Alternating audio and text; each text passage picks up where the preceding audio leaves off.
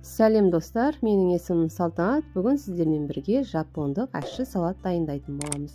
Үйде жасап көріңіздер, өте дәмді, өзі де ерекше. Ресторандағыдай дәмді салат жегілеріңіз келсе, дәл осы салатты дайындап көріңіздер. Бізге керегі тауық еті. Оны дәл видеодағыдай турап аламыз.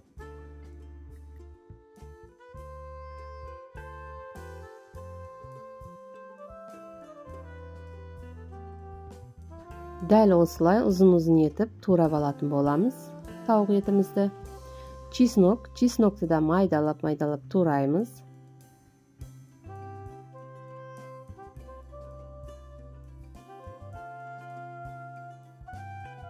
Ыдысымызға тауығымыздың етін салып алдық. Жаңа тураған чесногымызды салдық үстіне. Паприка саламыз 1 қасық. 1 қасық кориандр саламыз. Тұз.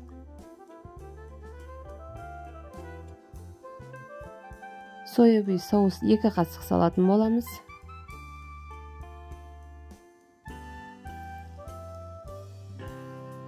Аджика саламыз. Синказдың аджикасы 1 қасық саламыз. Оливкүйі масло құямыз. Барлығын жақсылап тұрып араластырып аламыз. Енді бір баклажанымызды үлкендеу қып турап аламыз. Баклажандарымызды турап алдық. Ыдысымызға салып, үстіне 1 қасық ұнымызды салып, жақсылап тұрып араластырып алатын боламыз.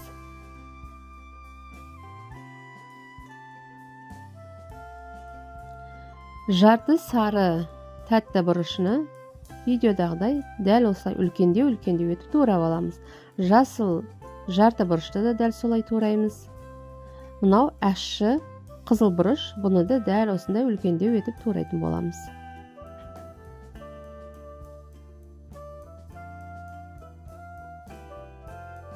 Бір ақ, бір жарты қызыл пияздарымызды да турап алатын боламыз. Қалауларыңызша қызыл пияз салмасаңыздар да болады. Ақ пияз сала беруге болады. Қазанымызды отқа қойып, ішіне майымызды құямыз.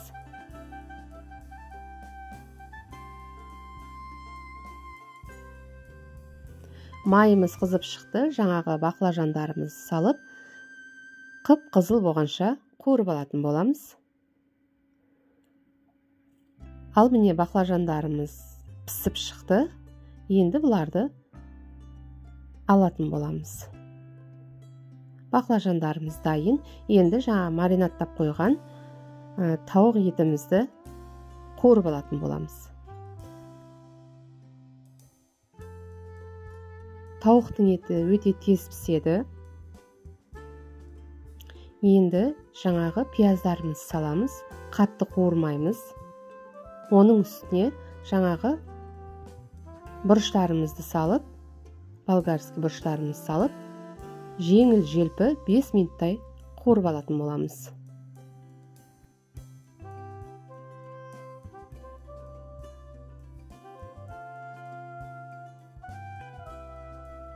Міне дайын болды, олар қатты піспейді. Ал енді оттың астын өшіріп қоятын боламыз.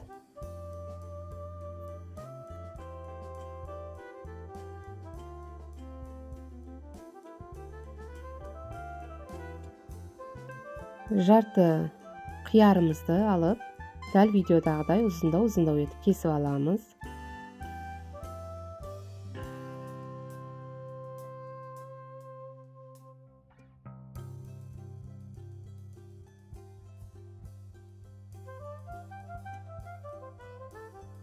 Бір қызанағымызды видеодағыдай етіп кесіп аламыз.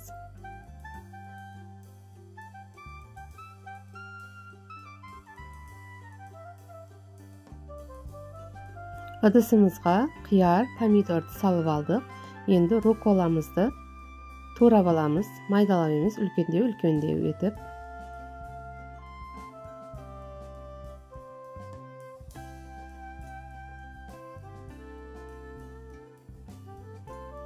ыдысымызға рукколаны да салып аламыз. Үстіне кішкене татымына қарай тұз салып араластырып аламыз.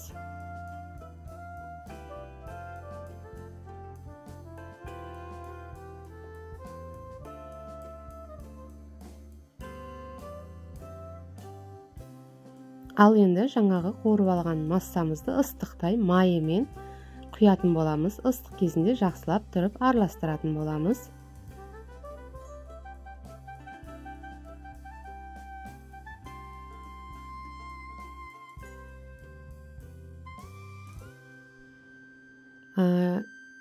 Жарты лимонның суын сығып, оны да қосамыз. Салатымызды жақсылап тұрып араластырамыз.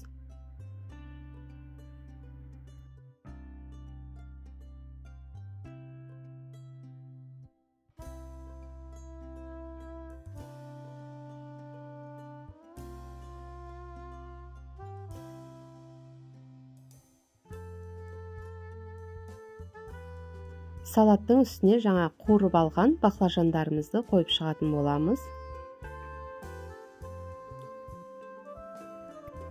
Салатымыз дайын. Үйде жасап көріңіздер. Салат ұнаса, лайк басып, комментарий жазып кетуді ұмытпаңыздар.